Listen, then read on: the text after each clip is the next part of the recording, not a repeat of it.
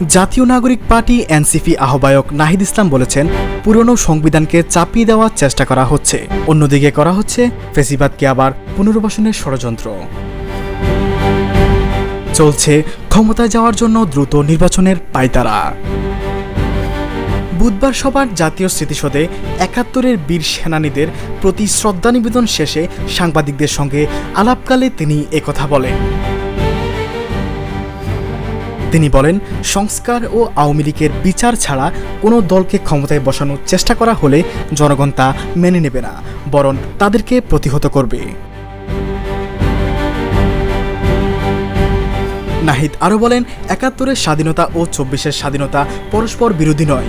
সংস্কার ও বিচার ছাড়া কোনো দলকে ক্ষমতা বসানোর চেষ্টা করা হলে জনগণ মেনে নেবে না, তাদের প্রতিহত করবে এনসিপি।